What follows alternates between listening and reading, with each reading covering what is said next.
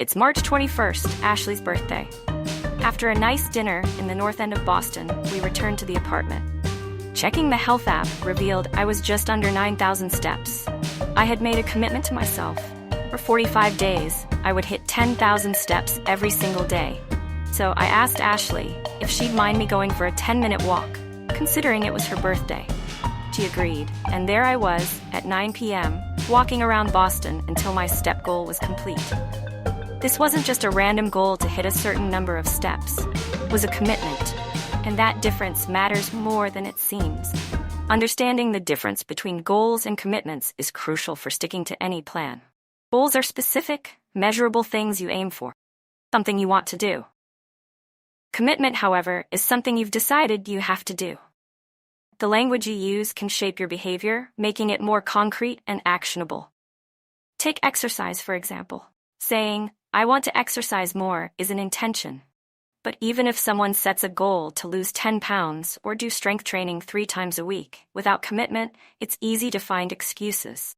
Research shows that half the people with good intentions don't follow through on them. The same principle applies to many areas of life, like education or personal growth. Commitments increase the likelihood of achieving goals because they create a sense of obligation.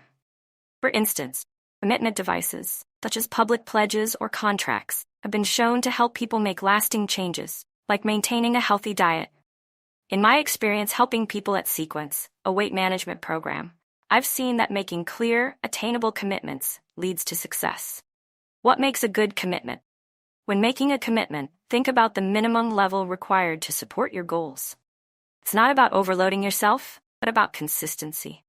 For example, my goal was to be physically active. I committed to doing either strength training or yoga every day, 45 days, walking for at least 20 minutes, reading 10 pages, drinking a certain amount of water, and avoiding alcohol. Notice how these commitments are simple and achievable. There's no time constraint on strength training. Even 10 minutes counts.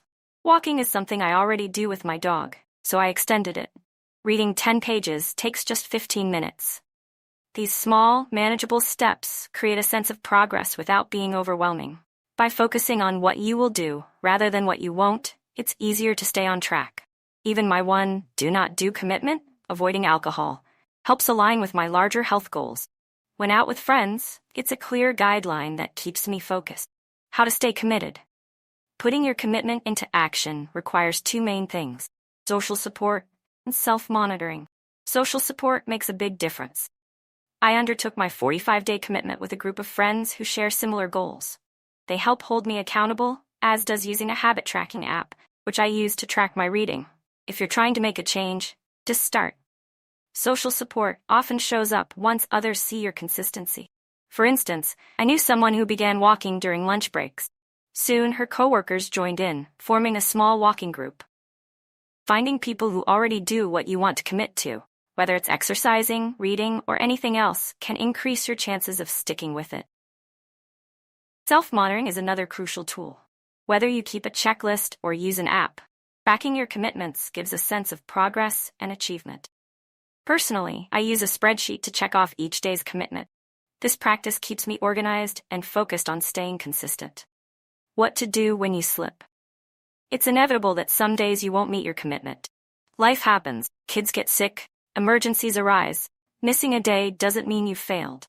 Instead, think of it as a short-term setback. The key is to not let it turn into a long-term one. Have a fresh start plan for when you miss a day.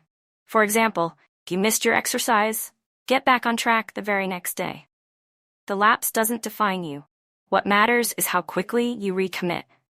Ultimately, understanding the difference between goals and commitments is vital for making meaningful, long-lasting changes. Goals set the direction, but commitments are what get you there. By turning your goals into actionable commitments, and by creating a system of social support and self-monitoring, it's possible to make real progress, whether in fitness, education, any other area of life.